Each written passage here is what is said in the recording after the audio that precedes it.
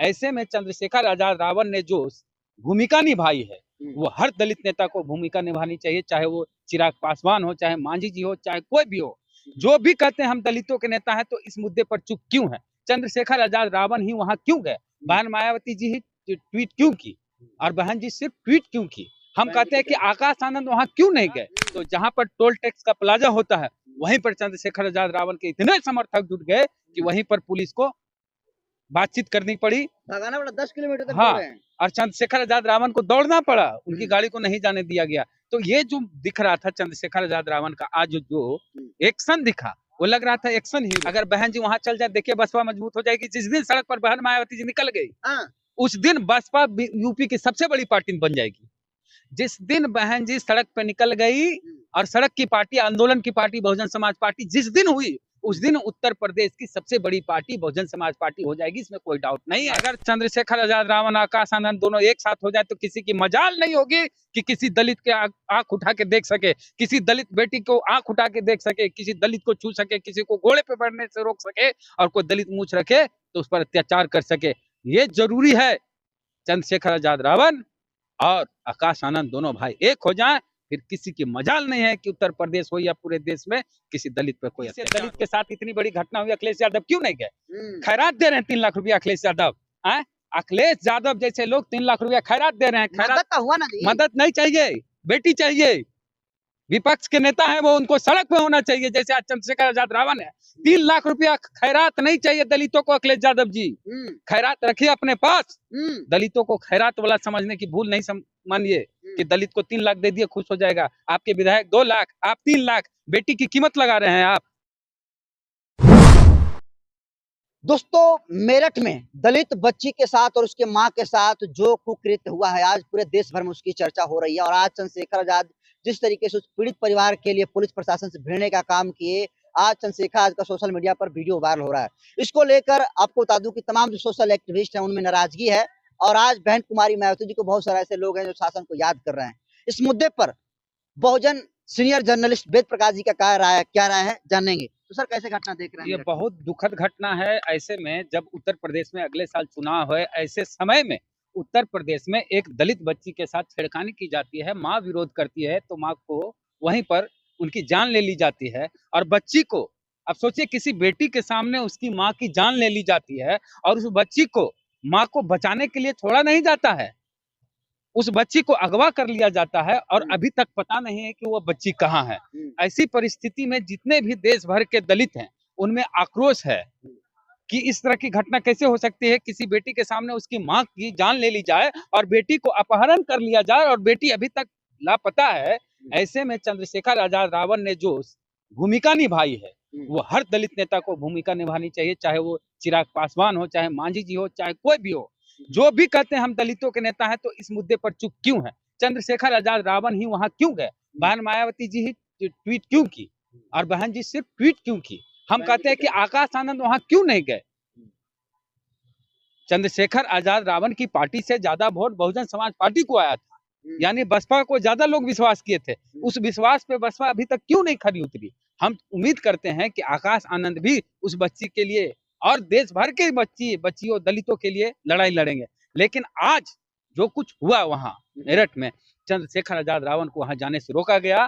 तो जहां पर टोल टैक्स का प्लाजा होता है वहीं पर चंद्रशेखर आजाद रावण के इतने समर्थक जुट गए कि वहीं पर पुलिस को बातचीत करनी पड़ी, भगाना पड़ा 10 किलोमीटर तक। हाँ, और चंद्रशेखर आजाद रावण को दौड़ना पड़ा, उनकी गाड़ी को नहीं जाने दिया गया। तो ये जो दिख रहा था चंद्रशेखर आजाद रावण का आज जो एक्शन दिखा, वो लग रहा था एक्शन हीरो। राजेंद्र पाल गौतम भी गए थे लेकिन उनको रोक दिया गया और लौट कर आ गए घर पर। देखिए, राजेंद्र पाल गौतम जी की एक उम्र हो गई, वो दौड़ नहीं सकते, लेकिन चंद्रशेखर आजाद रावण युवा है, जोश में दिख रहे थे आज। और यही जोश दिखना होगा सब दलित नेताओं में, यही जोश।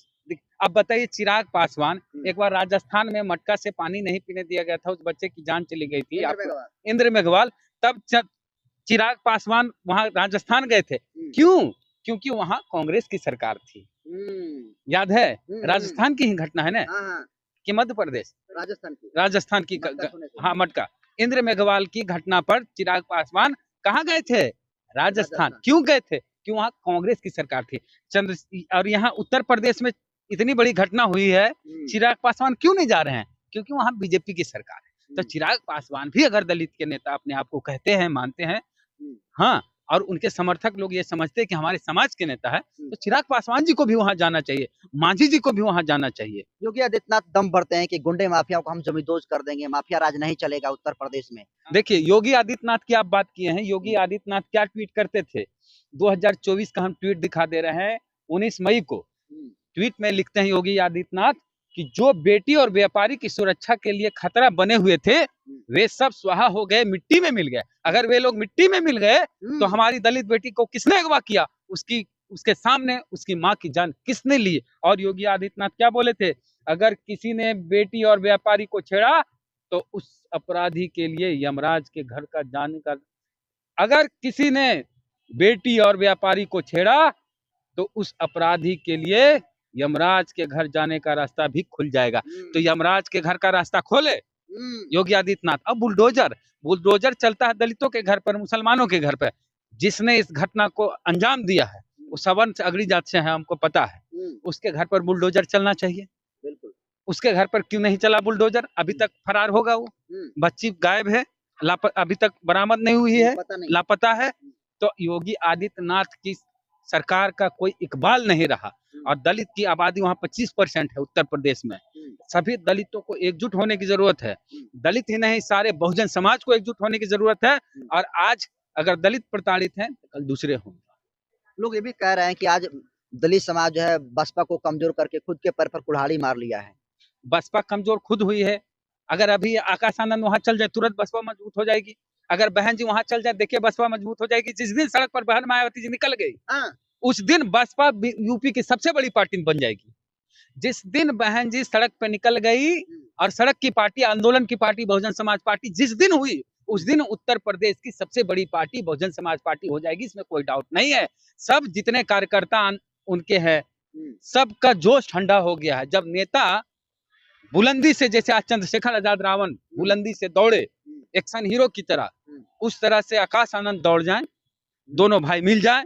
अगर चंद्रशेखर आजाद रावण, आकाश आनंद दोनों एक साथ हो जाए तो किसी की मजाल नहीं होगी कि किसी दलित के आंख उठा के देख सके, किसी दलित बेटी को आंख उठा के देख सके, किसी दलित को छू सके, किसी को घोड़े पे बैठने से रोक सके, और कोई दलित मूंछ रखे तो उस पर अत्याचार कर सके।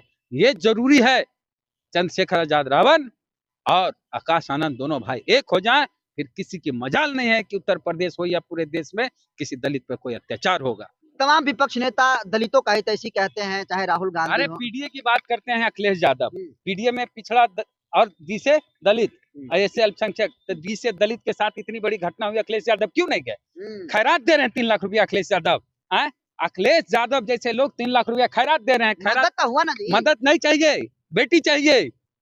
विपक्ष के नेता है वो, उनको सड़क पे होना चाहिए। जैसे आज चंद्रशेखर आजाद रावण है, 3 लाख रुपया खैरात नहीं चाहिए दलितों को। अखिलेश यादव जी खैरात रखिए अपने पास।